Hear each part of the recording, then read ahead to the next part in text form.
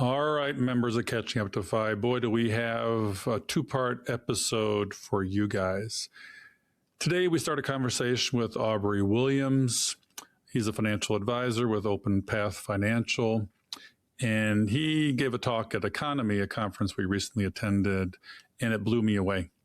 I had not heard anything like this before. We talk about why the 4% rule is an academic answer and why you're underspending. We talk about how to escape the one more year syndrome and buy your life back. And we talk about the nonlinear magic of how high savings rates get rid of some working years. So he's a brilliant guy. He's what I would call the Mr. Rogers of personal finance because he's so mellow and has such a powerful message. I hope you enjoy part one of this two-part series, and we sure did. He's got a lot of new things to say, and he's going to help you get free faster. It's not an age.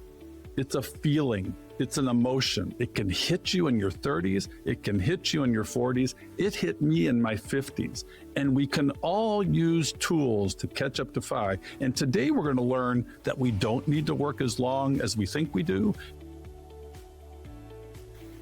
The most important thing for folks to recognize is the relationship between the time you have to keep working and your savings rate is non-linear. And non-linear just means if you double your savings rate, it more than cuts the time you have to work in half, more than half.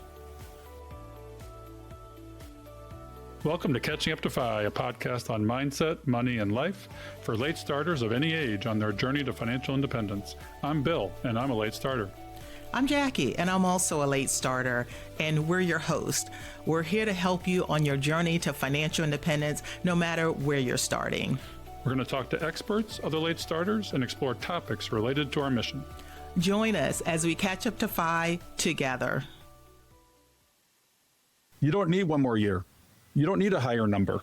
You don't need the market to do one more thing. Our guest today tells us what you do need. Yeah, welcome back to Catching Up to FI. I am Jackie Cummings-Koski, and I am here with my brilliant co-host, Dr. Bill Yount. Bill, who do we got today? Well, Jackie, we're talking to Aubrey Williams. This guy has a master's from MIT and has spent his career in particle physics and radar technology. But he found his true calling after navigating a high conflict divorce and a mountain of $90,000 of debt. Whew. Well, Aubrey's journey is truly unique. Moving from herding cows in rural Mexico with no running water to becoming an advice-only financial planner who specializes in neurodiversity. He is essentially the Mr. Rogers of the FI community, helping people leverage hyperfocus as a financial superpower while eliminating the pesky ADHD tax. Well, he is also here to tell us why the 4% rule is just an academic answer. And that leads us to 100% certainty of underspending. Yeah, so if you've ever wanted to hear a little rocket science talk about steel razor blades and the Lila of play, you're in the right place. Let's catch up to FI with Aubrey. Welcome to the show. Thank you, Bill. Thank you, Jackie. Very excited to be here. We just saw each other at Economy, which was an incredible gathering and conference. And we were there together in the very front row. I was a speaker. Jackie, you did a workshop. Bill and I did the late starter workshop, as we always do every year. And then everybody loves the case study. So I did the deep dive case study, which was amazing. But we love these in-person events. It was amazing to see you in person. I had met you for the first time in person at a CampFI in California, but also you're a financial planner. So we have run in the same circles. We're so glad to have you today. Yeah, what's interesting about this is I want to remind our late starters that it's not an age, it's a feeling. It's an emotion. It can hit you in your 30s. It can hit you in your 40s. It hit me in my 50s. And we can all use tools to catch up to FI. And today we're going to learn that we don't need to work as long as we think we do if we construct our portfolios appropriately and use these risk-based guardrails to say, you know what? I don't need the one more year syndrome for 2 or 3 years. I can do this earlier and buy my life back. So Aubrey, you have an interesting childhood. You have an interesting personal life. And we mentioned a little bit in the intro, but it really affected your approach to money and life. And then you made a lot of mistakes along the way, and we learned a lot from those. Start us back at the beginning with your parents, your money story, and how that evolved. I am the catching up to FI audience. And so I found myself in the situation that you're describing, which is in my mid-30s, a high conflict divorce. Financially, I was doing okay before, but after the divorce, I was $90K in debt. I had 2 little kids sleeping in a bunk bed in my 1-bedroom apartment. And since I had money problems, I went to a financial advisor that my coworker recommended.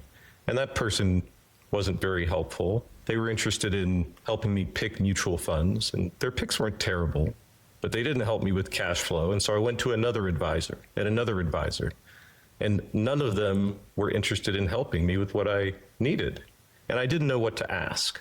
And what I needed help with was cash flow management, with budgeting. And it was the FI community that I found eventually, Jacob Lundfisker and Mr. Money Mustache and J.L. Collins and many others. And I helped myself.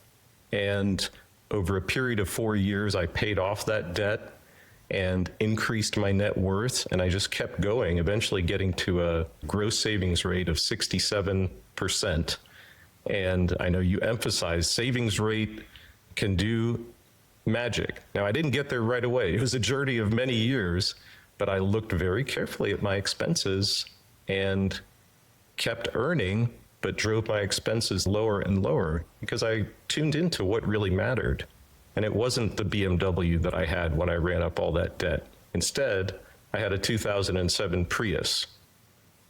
And I loved it because I was earning my freedom. So that was when I found the FI community. The first thing I did want to point out was that you are on the other side of a divorce. So we have a lot of people in our audience that have gone through divorce, and a lot of times that is the reason why they are a late starter. You're showing us that there is life after divorce. It can be devastating. You can get yourself back up, and that's exactly what you're telling us today. I experienced this myself, and I see it with quite a few people I help who have gone through or are going through divorce. Unquestionably, there's very difficult parts of it emotionally, financially, in every way. But there's also a chance to steer my own ship. And that was very liberating, that if an idea came to me or I read a blog or I heard a podcast, I could try it. And that meant some things worked, some things didn't. That freedom was exhilarating. And really, I experienced the freedom of FI before any number changed. It was the freedom to try different ways of living. And that was so exciting that it made it, I don't know if bearable is the right word, but it made getting through the very difficult process of divorce over, it ended up taking several years, easier, because I could try out new things in my own life, and it was up to me. Yeah, one of the things you used was frugality, but it doesn't sound like you really deprived yourself because it was a bit of a game along the way.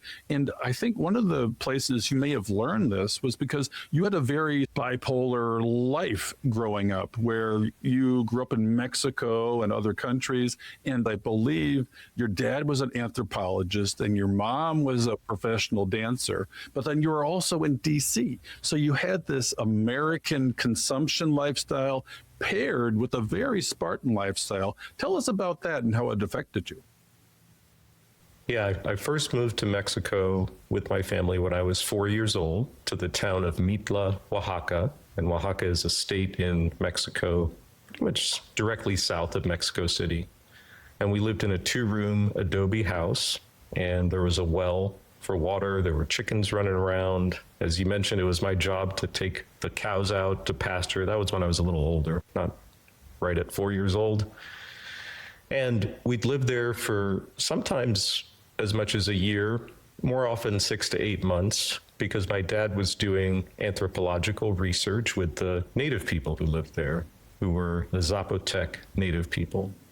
And then we'd come back to the DC area because he was a professor at the University of Maryland, College Park. And we lived in a fancy neighborhood in DC, Chevy Chase. My parents specifically bought a house there because there was a Spanish immersion elementary school, and you had to live in the school district to go there. And so this was the 80s, and so they had a 13% mortgage, and it was just crushing. But they valued my education, even as a grade schooler, enough to do that.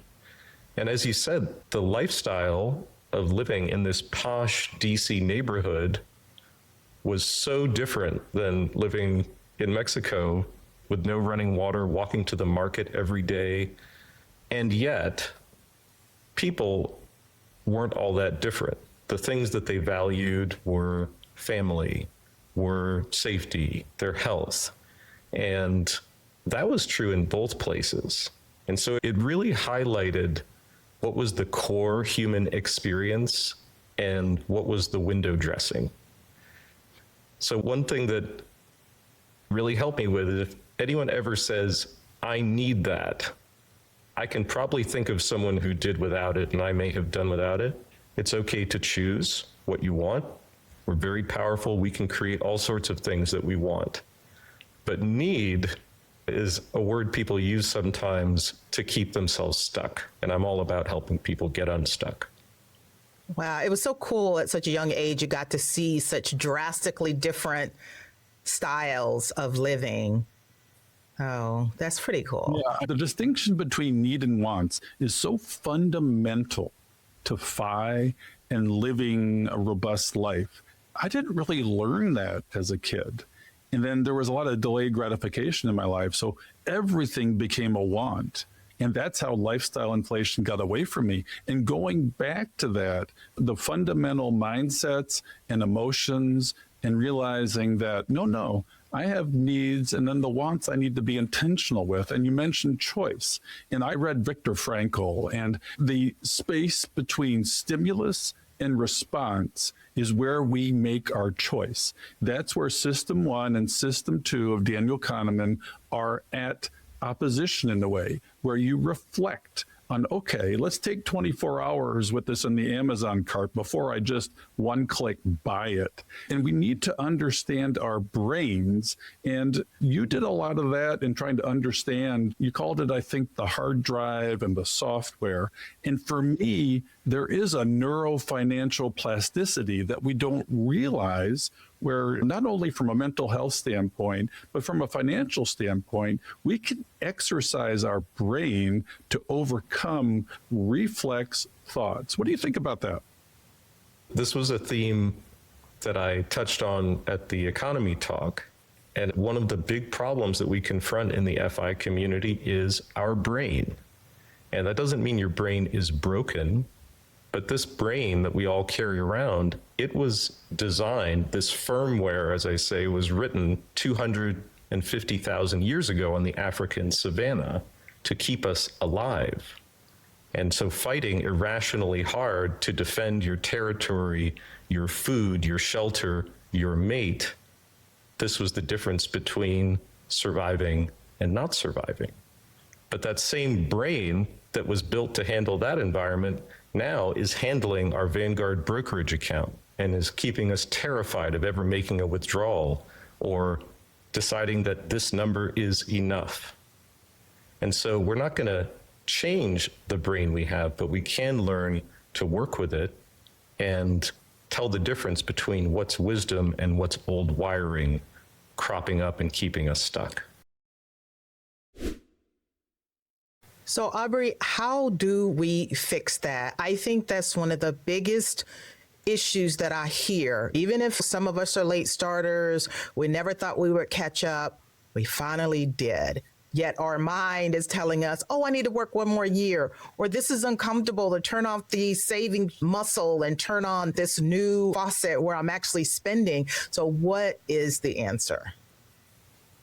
What you're talking about, Jackie, is changing a premise.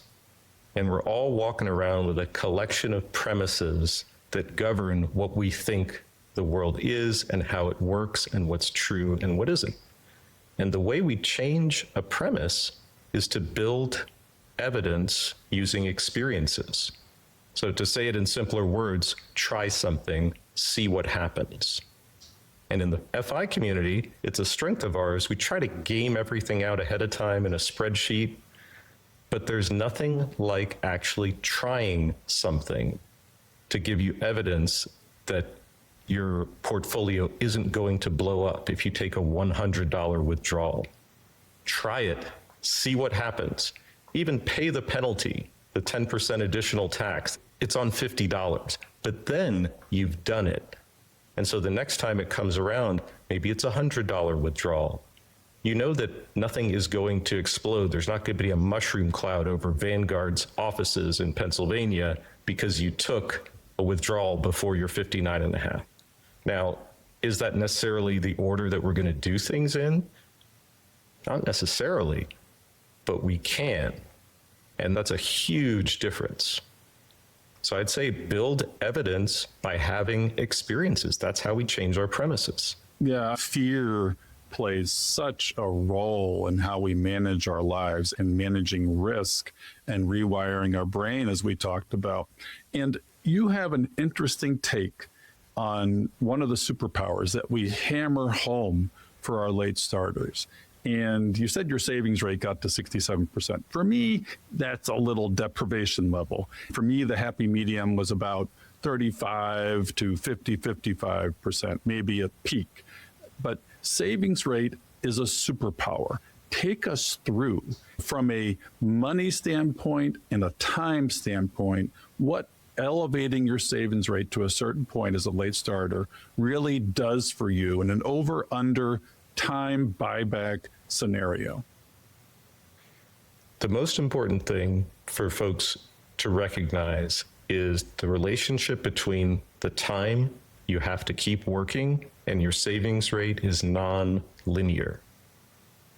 And non-linear just means if you double your savings rate, it more than cuts the time you have to work in half, more than half. So as you increase your savings rate, the time that you have to work gets dramatically less. If you're saving only 5%, it's 40 years. If you're saving 20%, it's more like 20 years. If you're saving 50%, depending on the rate of return you assume, 12 to 17 years. So a lot of people, wherever they've heard it, 5%, 10%, 15%, that's hugely better than nothing, because I was at the nothing and negative territory. So 5% was an achievement, and that's to be celebrated. But if you can get into 20, 30, 40, 50%, then suddenly you're counting the time you have to work in years that you can count on your hand instead of thinking in decades. That's what I would want people to know. So Aubrey, I'm a little confused by something. So you live in California, is that right? Yep. Okay, so living in California, got divorced, and you're able to have a 67% savings rate in high cost of living California. You got to explain that to me. Yeah. So I live in Santa Barbara, California. So not only do I live in California, but this is the town where Oprah and Prince Harry and Tiger Woods live. That's the next town over, Montecito. But one of the effects of that is there are people that are so wealthy here that regular people, it's okay to act as if you don't have a lot of money. And that was very different than, for example, I lived in Orlando, Florida. And at least the people I was around, a lot of the culture was, what's the nice new car that you have? Or what addition did you put onto your house? Or how big is your TV? In Santa Barbara, the folks who had made it were so far out of anyone I knew's league that it was okay to be saving money by driving an older car. And it was okay to look for deals and use coupons. So how did I do it? Well, one important part is income. I started working in corporate America in Lockheed in 2004. And when I started with Lockheed, I was making $60K. I took a job after a couple of rotations in their leadership development program. I took a job in California, and as part of that negotiation, I said, to keep up with the cost of living, the cost of real estate, I need to see more than 100K. And I got it. We've talked about this in the FI community, that everything is negotiable. In their written material, they said, we only cover cost of living. We don't cover cost of real estate. But that was the reality. If they were going to have me move from where I was in Florida and in a suburb of DC later on over to California, then that was part of the negotiation. And then after that, I did my best to rise up in corporate America, taking management role as a program manager and later an associate director of research and development. And so I was playing the game to increase my income so that by the time I left corporate America, I was making about $240K a year, including bonuses. So that's one side of the seesaw. If you can increase your income by negotiating, by using your talents, your network, your connections, do that. The other side of it is controlling expenses and paying attention to what's really driving how much your life costs. And before I discovered the FI community, I was spending $1,500 a month in groceries and $700 or $800 a month in restaurants. And after a few years, I was spending $300 to $400 on groceries and $100 to $200 on restaurants. Yeah, you're talking about the big rocks, and you reverse geo-arbitrage. I think of California as a FI buster. And I think Jim Daly, the white coat investor, is get out of California if you want to hit FI. But you didn't do that, but you arbitraged everything else. We got the big rock of housing too. You mentioned your food stuff and your transportation stuff. And you said that real estate's through the roof out there. What did you do with the housing piece?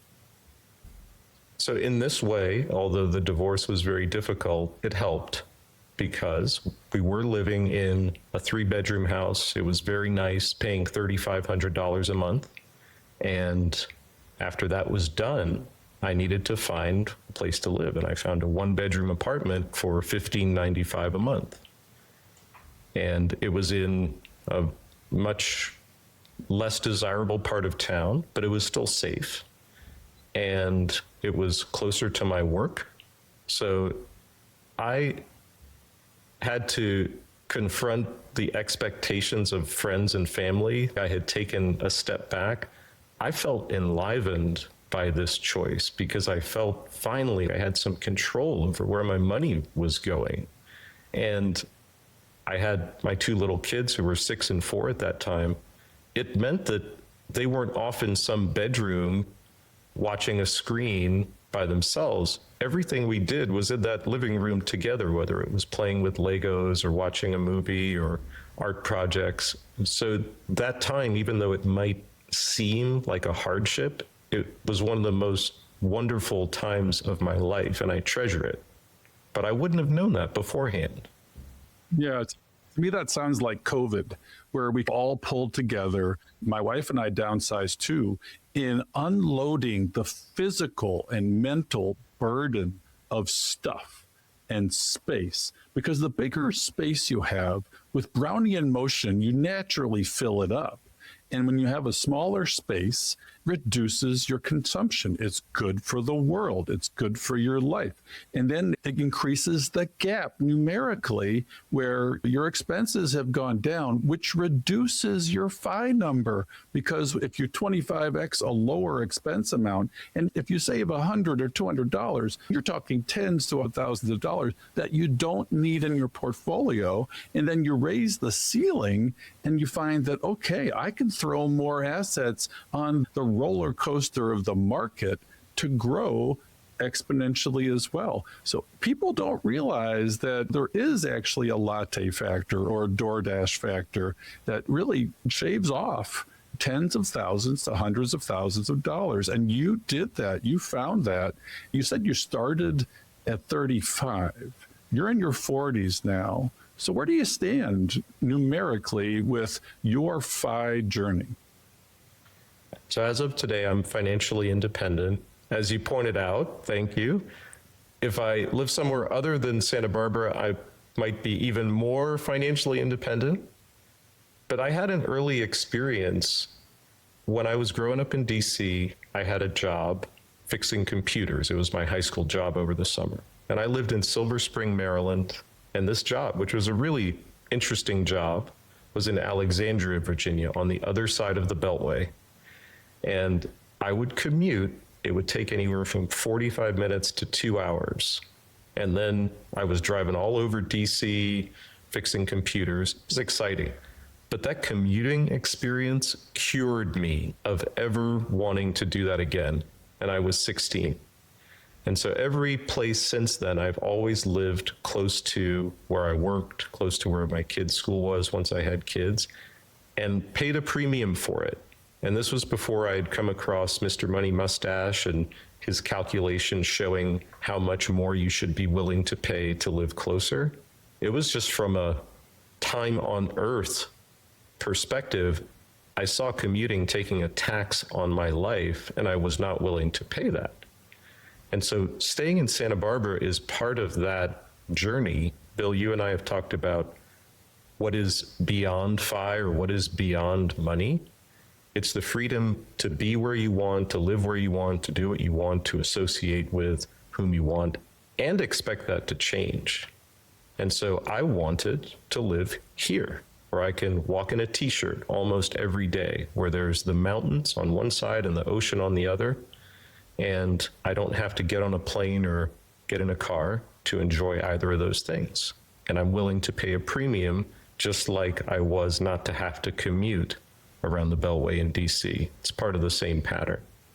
And so I'd invite people not to put limits on what it is they want. It may be a process, it may be a stepwise progression, and you might learn that the thing you thought you wanted, you actually don't. That's great too.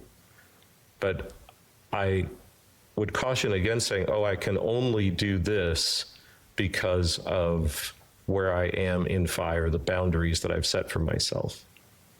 Part of my work with people as a financial advisor is to expand those boundaries and allow them to experiment as I did. Aubrey, I think that's such a great point. You're in a great place right now. So I do want to just reiterate how you basically overcame two really big adversities, and that's divorce and living in a high cost of living areas. Those are two of the biggest reasons why people are behind, or they say they can't reach FI. And it is different for everyone. You have already put a premium on the things that are important to you and the things that are not. Everyone should do that. And just by doing my rough math, even in high cost of living California, you were saving over $100,000 a year and you were living off of just under $100,000 a year. The rest went to taxes. So I love where you're at. You're doing great and everything, but we know that you eventually left corporate America to work as an advisor and advice only. And I would like for you to talk what that is and how the industry is moving to that. It's not just AUM,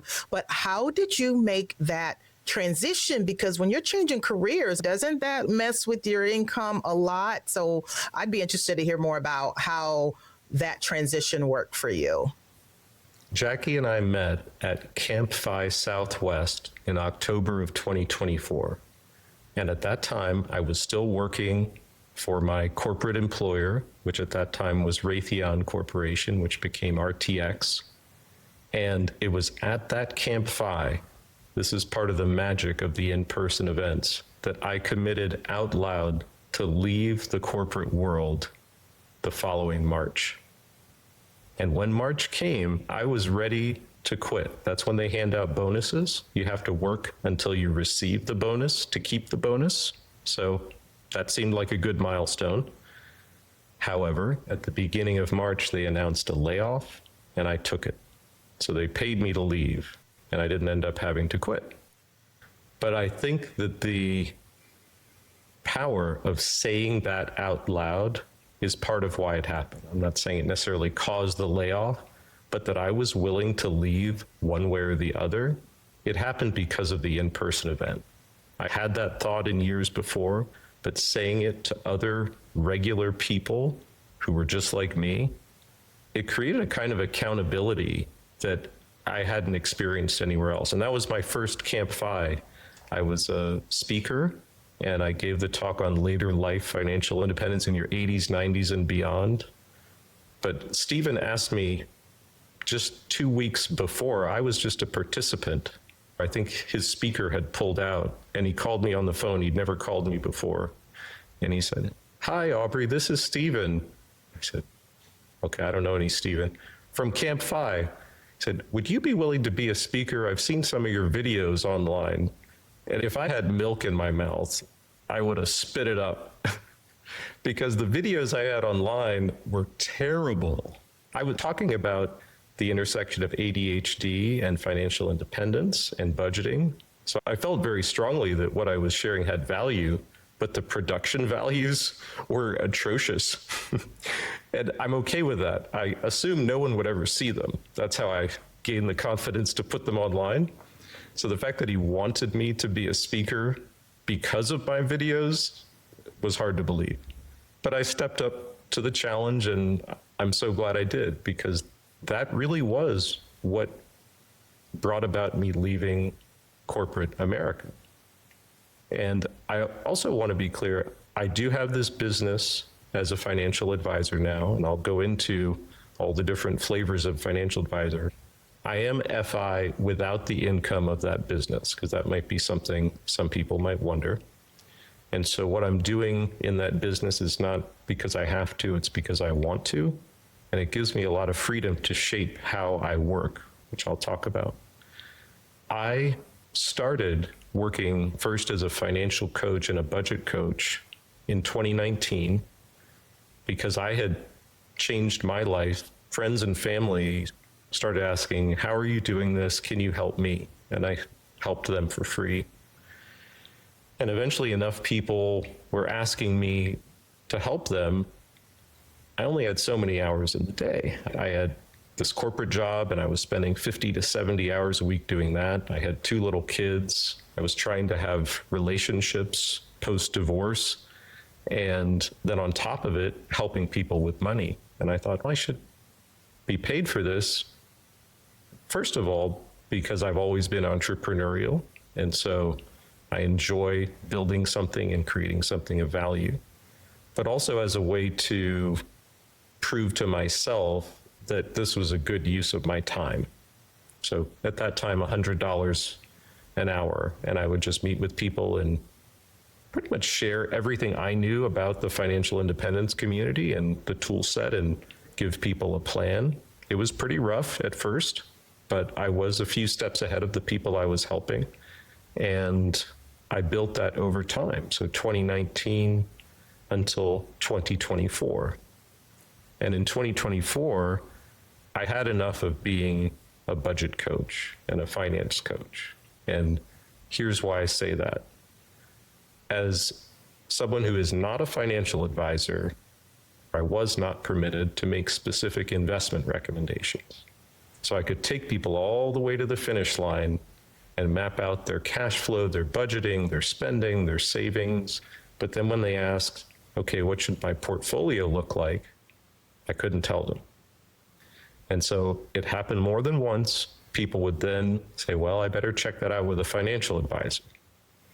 And maybe I'd see them a few months later. They'd come back. They were paying 1% assets under management. Some of them, they came back invested in hundreds of individual stocks, sometimes 70 mutual funds. And I saw expense ratios as high as 1.8% in addition to the 1% assets under management fee. Okay, you know we're rolling our eyes right now listening to this. But that's okay. I digress. Continue. So that's when I decided I can't take it halfway. I can't take the ball right to the line and then walk away. I didn't feel good about that. I think there's a huge value in financial coaches and budget coaching, but at least for me, I knew I could advise on specific investments. And so I formed my financial planning practice. I became a registered investment advisor in the state of California. And so since April of 2024, that's what I've been doing. And one of the things that was repellent to me about financial advisors was the fee model. And I didn't even realize I was paying 1% when I was working with those other advisors. And it was years later that I realized I didn't have much money. I think I had $100,000 in investable assets. They were charging me $1,000 a year. That still made me really mad because they didn't help me. But when I see people with $1 million, $2 million, $3 million or more getting charged $10, $20, $30, $50, $60,000 for what's often a couple hours of work, that did not sit well with me. And so when I finally did figure out a fee model that worked, it was hourly. So I'm advice only, I'm hourly, and I'm a fiduciary 100% of the time. The only thing I sell is my time and advice to the person I'm sitting across from. I don't have any affiliate relationships or even non-financial beneficial relationships with absolutely anyone, because that's the ethical standard that I would want. And I also make sure that all the work that we do is portable. So for example, I use Projection Lab. It's a financial planning software that came from the FI community. That software can export a JSON file, and the person can take that and with their own Projection Lab license, upload all of the work they've done. So they don't have to go through me. So if we meet for an hour or 2 hours and figure something out that's very important to them, they never need to talk to me again. That's what I would want, so that's how I do things. And some people like it, some don't. There's flavors for everyone. But I became, as much as possible, the financial advisor that I wished I could have found if I had just known who to ask and what to look for. And I didn't. Yeah, this is critical because I migrated through whole life insurance, salesman, private bank management, high fees, high expense ratios for investments. I navigated through that too, and I didn't know what I was doing. I was flying blind. I was like, oh, I'll just hand off my money. They'll take care of me. The world will take care of me. But in the end, I realized nobody's coming to save me. And they let me sell at the bottom of the financial crisis. And I'm like, that's financial malpractice. It's like, how would you let me do that when you know better and I'm just scared and you got to hold my hand through the fear? There was no psychology, no therapy, no mindset management. So I migrated, I took it back, and I was in analysis paralysis because I garnered the knowledge from 2 shelves of books, but it really took to get the skills of taking back my money from the industry, from the 90% of this really, I can't find the right word without saying, fuck. It was terrible. And so I went all DIY, and accumulation is imminently DIY-able with maybe little touch points from people like you at transition points in their financial journey. And so I DIY'd for 10 years. And I got to the point where I was like, okay, I knew I was close to FI. I was getting more and more nervous with market swings and shifts because a big drawdown was going to lock me into the golden handcuffs, and I'd have to work another 2 or 3 or 4 years through a downturn. And I didn't want that. I knew I didn't want that, and my emotions were getting out of control. I didn't know about you at the time, but I'd have come to you right away. And I used AI to find an advisor that suited my needs. And it took me years to learn the language of, oh, okay, how do you find this person that is 100% fiduciary all the time, unconflicted, value-based, where they're not charging you $40,000, $50,000 for a quarterly newsletter? which is basically in a 2 to 10 hours a year. And that's a very high hourly rate. When they're earning a multiple more than I'm earning, I'm like, what's going on here? And so I found somebody that not only was a life coach and had the mindset approach, was the right age so they could carry me through retirement in their 30s or early 40s at the peak of their knowledge and skills, who also let me collaborate. It was like, I'm not just handing it over to your system. This is a discussion, because I know that I could do it myself, but I don't want to for very many good reasons. And I'm willing to pay you a reasonable rate for reasonable advice and comprehensive wealth management that helps me manage my life and reach my goals, and helps me with accountability and protecting my wife from my own death and cognitive decline, all these things. And we get these orthodox DIYers that sometimes don't think about the softer sides of needing somebody to watch out for your blind spots. Yes, help optimize things a little bit on the margins, but in the end, it's all about lived experience, as Cody and Sean say in their book. And so I migrated back into the advisory arena, and I feel so much better. I am so much more confident about my financial life. I am relieved. I sleep better. And I want people to understand that they can find these people like you, like my advisor. You are out there. You are the 10% of the 100%, but you're there, and you're there for us. I love your model, though, too, because your process is so refined that you sit down and live talk to them, talk to their numbers. There's not a lot of pre-work or post-work. And then you're helping them click the buttons and do things live in front of you with contemporaneous accountability. And I don't know anybody else that does that. Tell us what your process is like. I'll get into the process, but first I wanted to address something that I think is very important. And I said this in my talk at Economy, and I'll say it here, that there is nothing that a member of the financial independence community can't do. And that includes accumulation, that includes decumulation. And I said this verbatim, the average member of the FI community runs circles around the average financial advisor. I will echo that for sure. And that is not to say I'm special. I'm not.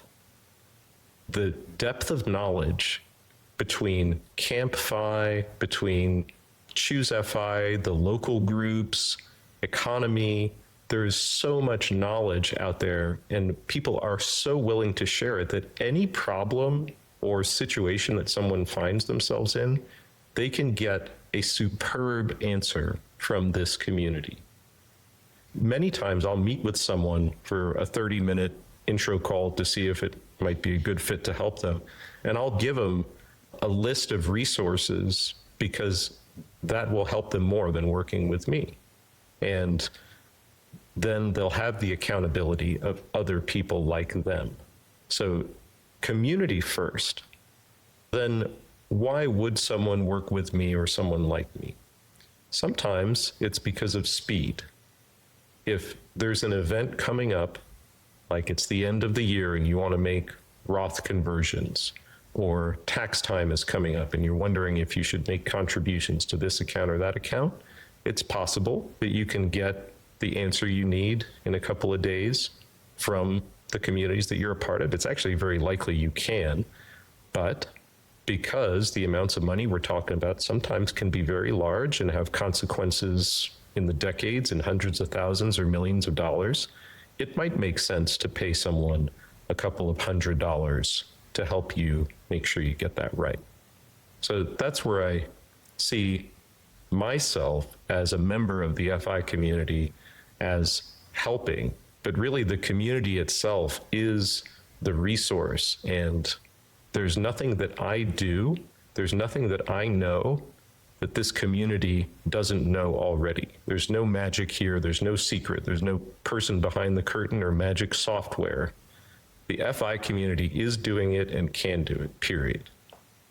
That's powerful. You go, Jackie. There's so much to dig into here. Yeah, and just FYI for everyone that's listening, Bill, you and I did an entire 1-hour episode talking about your journey, your choice of using Advisor. I will drop that in the show notes so you can listen to the entire thing. It was extraordinary. Aubrey, I know that you are not anti-Advisor, nor am I, but I think the traditional way that most people know of advisors, assets under management, that's what we're talking about in terms of it's not the only fit.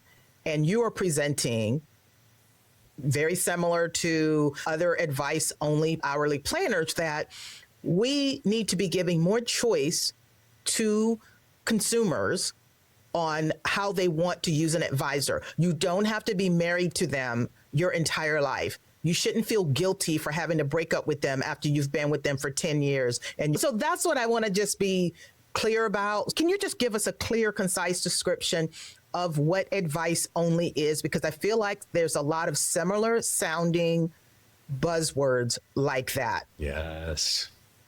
Oh, it's very confusing and perhaps intentionally so. Hat tip to S.C. Gutierrez, someone that we all know. She gave a superb presentation about exactly this topic, about all of the confusing words that describe how different financial advisors work and are paid. And as an example, fee-based, fee only, advice only, those all have very specific meanings, and yet they sound similar.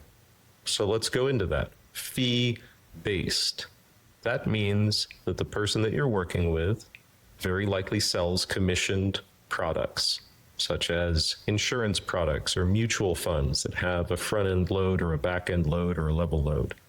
Fee-based means commissions. Fee-only sounds better. Okay, I'm not paying commissions, thank goodness. The fee that fee-only refers to is the assets under management fee. So I hear this way too often from folks, oh, I want to work with a fee-only advisor. Say, do you realize you just said you want to work with an AUM advisor? Is that what you mean? No. I just want to pay him a fixed amount. Okay, well, that's a fee, but that sounds more like a flat fee. So if you're looking up fee only, just recognize that in the vast majority of cases, fee only means AUM. So if you want to pay a flat fee, there are advisors who will charge you a flat fee, usually this many thousands of dollars for a financial plan. And some also offer investment management for a flat fee. Others will charge a smaller percentage for investment management if they offer it, like not 1%, but maybe 0.5% or 0.25%. And then there's the model that I use, which is hourly. And every model has its pluses and minuses. The flat fee model, if I'm charging, say, $3,000 to 2 dentists, and they even have identical portfolios, and yet one is calling me several hours a week, every week, because that's the level of support that he needs, and the other dentist calls me once a year. That means that the dentist that calls me once a year is subsidizing the service that the first one is receiving. And that doesn't feel right to me. That doesn't feel good. I wouldn't want to be the sucker paying for the other person's advice. So I use the hourly model where the time that I spend talking with people and working live is the time that I charge them for. That's it. On very rare occasions, I will in advance get permission to do work for people when I'm not talking to them. And an example of that was a client wanted me to prepare a 4-dimensional matrix of term life insurance laddering strategies and the effect of all possible combinations on probability of success. And I said, you really want to know that? And he said, yes. And I said, you realize it'll probably take me between half an hour to an hour to do that? You want me to spend an hour preparing that for you? And he said, yes. So I did it. It was fun. It was very interesting. But that almost never happens. In 99.9% of cases, all of the work I'm doing with people is live in front of them, just like you and I are talking to each other right now. And we go as deep as we need to, including preparing full financial plans that cover tax strategy, that cover investments, asset allocation over time and how it might change, asset location, estate planning, insurance of all kinds. So there isn't a limit to what I help people with, but because we're working on an hourly basis, it tends to address what is the most important thing to them right now. And the result of that is I see more action and more progress, because there are a lot of financial plans that get delivered, sometimes in nice shiny binders with action items that are very well considered, and nothing happens. So I found the hourly model because it's necessarily engaging, and it does hurt for people to have to pry money out of their wallet to work with me. It tends to make it very clear, is it worth spending my time and money to work on this right now, or is this a nice to have in the future? Well, let's work on the thing that's important right now, because that's worth paying for. It's very clarifying, and I value that because I know I'm not wasting my time helping someone with something that they might or might not take action on. I want to be transparent about what I pay, because I think it really matters. In searching for the advisor, I see flat fee comprehensive management models between $10,000 and $20,000 annually. And that's in a standard range, but they'll often plug you into their system. There's not a lot of discussion about your wants in that relationship. And that may be uncomfortable. They're vetting you as a client that fits into their model because they've got systems that they want to use to be efficient in their business. And as much as you're evaluating them, that's okay if that's what you want. And they provide excellent service at a lower rate than AUM. So instead of $40,000 or $50,000, you're paying 10 to 20 maybe. And these are people that we know in the community that are value-based, ethical, fiduciary 100% of the time, and will, for that, give you investment or wealth management. Now, what's interesting is, and I didn't know this, if you have a pretty complex portfolio, and say you don't just have index funds, and you've oversaved and you don't have a lot of needs. If you have real estate or a small business, well, there are complexity fees stacked onto that, and you got to be aware of that. And that's okay. So in my case, I pay $700 a month for comprehensive wealth management. And functionally, I have collaborative access to my advisor as much as I need. And that's okay. And I love that. That's $8,400 a year. In that case, I need $200,000 portfolio to pay that amount. So I'm setting aside that much money to pay my advisor without going into principal, say. But if you have a $5 million portfolio and you're paying 1% AUM or 1.25%, you need $1 million of that to pay them without dipping into principal. People don't think about this. So you need to oversave. If you go down that route, you need more money to manage your money efficiently throughout retirement, and you're going to work longer. And people, that's okay. To each his own, you do you. But you got to realize that's what you need, and it's costing you time. Just like Vicki Robin talks about, it's costing you your life energy. And we know that our energy starts to dissipate in functionally probably our 60s. Sooner for some who have health issues, but yeah, in your 60s, I already feel it. It takes me more recovery time to come back from work after a 12-hour shift. And the 12-hour shift is an hour of commuting on either end. That's a 14-hour day where I'm exhausted, and I may be getting paid a reasonable hourly, but the cost of doing that in time, my hourly is actually much less than that, because I've got an hour commute on either end, and I've got a half a day to a day recovery. And so my hourly is probably half of what I'm getting for being there. And people need to understand that. And that applies also to advisors. And then where do you allocate the cost of an advisor? Are you going to pay it out of your checkbook and your cash flow? Okay. That's fine. That will hurt a little more because that's a budgetary item. Or are you going to turn your portfolio on, not an AUM, or are you going to say, you know what, I really don't want to see that in my cash flow. I'm okay seeing it from dividends or interest inside of my portfolio, whether it be from taxable or pre-tax, which is the locations, and advisors will hide your AUM inside of your pre-tax account. And that's where it will get taken from because they can take it out tax-free. People don't know that either. And so I decided I really don't want this taken out as taxable, and I want to do it pro rata between my wife's and my pre-tax account based on where we have it located. So functionally, the interest from the bonds we have there is covering his fee. So the portfolio is working to cover the cost. Yes, and it's not going to diminish the portfolio as long as we're not in decumulation. And I'm okay with that. But not only do I know what I'm paying, I'm also knowing where I'm paying it from and what it's doing to my life energy and my portfolio. And people need to get very granular with this. It's not just how much, it's from where and what effect does it have on my total financial experience. Do you agree, Aubrey? I absolutely agree.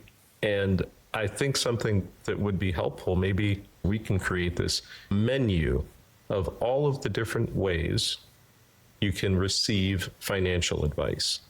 And at the top, I would put from the FI community, whether it's online, in person, and then all the way down, and I'd probably put advice from folks receiving commissions at the bottom. That's my opinionated self, and everything in between. And one might be, which account does it get taken from? Because I think to a lot of folks, this is not something that's very well understood or even what the choices are. So I think having something like a menu of, okay, what are my options? That would help me. So the other thing I wanted to make sure we touch on is you talked about Vicki Robin and Your Money or Your Life, that we are trading our time on Earth in exchange for something all the time. And it might be the clothes we're wearing or the house we're in or the car that we want to have or our savings rate, our financial independence fund. Something that I see very commonly in people from the FI community who are very well educated compared to just the general public is that if they're following the 4% rule, then they often think they're further away from financial independence than they really are. And Jackie, you said something which I've said before, that the 4% rule is an academic answer to an academic question. It's not a decumulation strategy. It's not a retirement plan. It's a really important answer. But if a person were to save until their post-FI expenses fit underneath a 4% spending rate indexed for inflation, then it's very likely that they're working many years too long or spending too little. So, Bill, as you know, we cannot do this show without our amazing staff and the people that help us put this on. And our editor is Fritz Brazard. We love them and they keep us going. Yeah, Jackie, I mean, this show wouldn't have the quality it has without our folks, our peeps. And we'd also like to give you a few calls to action for the show. We love our community and we hope you love us back. If you would like to support the show and our mission to help late starters, you can do that at Buy Me a Coffee, which is a platform that allows you to make a donation. The link is in the show notes and on the website. Check out the show notes for resources mentioned in today's show. Also, head on over to our website at catchinguptofi.com and check out our vetted resources, partners, and affiliates for discounts and their services because we love sharing great deals. Please share the show with others and head on over to our Facebook community to help us grow. If you prefer video, head on over to YouTube and watch the show there. We hope you've enjoyed this episode of Catching Up to Fi. We would appreciate it if you could also leave us a 5-star review to help our message reach others. And while we are financial educators that love to teach, remember that our content is for general education and information purposes only. We are not providing financial, legal, or tax advice. Always do your own research or consult a professional before making important decisions. So, Jackie, we'll see our audience next time on Catching Up to Fi. Cheers.